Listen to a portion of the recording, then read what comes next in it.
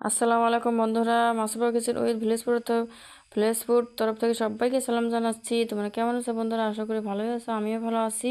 আজকে নতুন আর একটা ভিডিও নিয়ে আসলাম, ছোট আলুর ভাজা। বন্ধুরা, খুব সুন্দর করে এই ছোট আলু আমি ভাজা করে নিয়েছি। চলো সবাই আমার এই রান্নাটা দেখতে থাকো, কীরকম করে করলাম। একদম সিম্পল, এরকম ছোট ছোট আলুর ভাজা খুব টেস্ট হয়।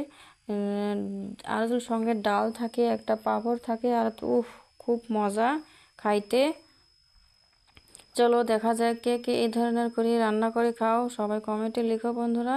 এই যে আমি আলুগুলো, এই ছোট ছোট আলু কেটে ধুয়ে পরিষ্কার করে নিয়েছি। এই দেখো, একদম ভালো করে কেটে ধুয়ে পরিষ্কার করে নিয়েছি বন্ধুরা। আর যারা আমার চ্যানেলে নতুন আছে প্লিজ সাবস্ক্রাইব করে আমার পাশে থেকো বন্ধুরা। আর সবাই লাইক কমেন্ট করো, ভিডিওটা কেউ স্কিপ করো না, সবাই ফুল ভিডিও দেখো প্লিজ বন্ধুরা। সবার কাছে অনুরোধ করলাম, সবাই ফুল ভিডিও দেখো। এই যে আমি দেখো খুব সুন্দর করে কেটে দিয়ে নিয়েছি, কিন্তু এখন এটা আমি চলো রান্না করো বন্ধুরা। একদম সহজ, ইজি। যারা নতুন রান্না করে তাদের জন্য তো একদম ইজি। এইরকম করে ছোট ছোট আলু ভাজা করে রান্না করে খাইলে খুব টেস্ট হয়, মশমশা করে ভাজা করে নিলে। এই যে মরিচ পেঁয়াজ দিয়ে দিলাম আমি, মরিচ পেঁয়াজটা একটু ভালো করে ভেজে নিব।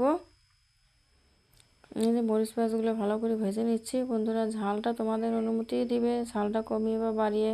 আমি ঝালটা কম করে দিয়েছি। এই দেখো, বেশি মরিচ দেই নাই। যে ঝাল বেশি খাও ঝাল দিতে পারো, যে কম খাও কম দিতে পারো। এই যে আলুগুলো ঢেলে দিলাম আমি, আলুগুলো ঢেলে দিলাম। ঢেলে দিয়ে এখন এখানে হলুদ গুঁড়ো দিয়ে দিলাম পরিমাণ মতন, বেশি না, পরিমাণ মতন হলুদ গুঁড়ো দিয়ে দিলাম। এখানে লবণ দিয়ে দিলাম পরিমাণ মতন। আর কিচ্ছু দিব না বন্ধুরা, এর মধ্যে আর কিচ্ছু ইউজ করা লাগবে না। একদম সহজ প্রসেসে এই ভাজাটা, একদম সিম্পল।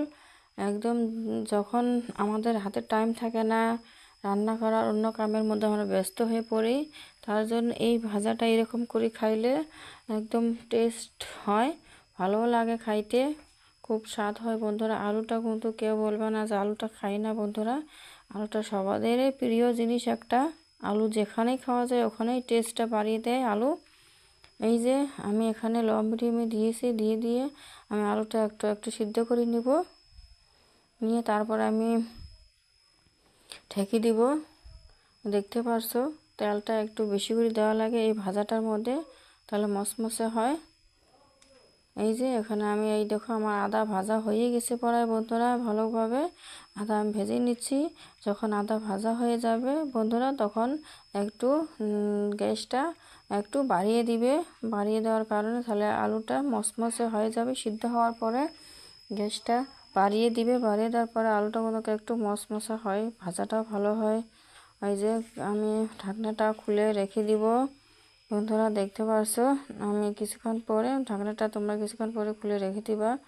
এই যে এখানে একটু লাল লাল হয়ে গেছে প্রায় কিছুগুলো। এই যে আমার ভাজাটা শেষের দিকে বন্ধুরা, এই দেখো একদম লাল লাল হয়ে গেছে। ঢাকনাটা খুলে তোমরা এইভাবে একটু গ্যাসটা একটু বাড়িয়ে দিয়ে লাল লাল করে ভাজে নিবে, তাহলে খুব ভালো হয়, মশমশা টাইপের হয়, খাইতেও খুব মজা লাগে বন্ধুরা। সবাই এই ভিডিওটা ফুল ওয়াচ করো বন্ধুরা। আর রেসিপিটা কীরকম হল আলু ভাজার সবাই কমেন্টে বলো বন্ধুরা। ভালো থেকো।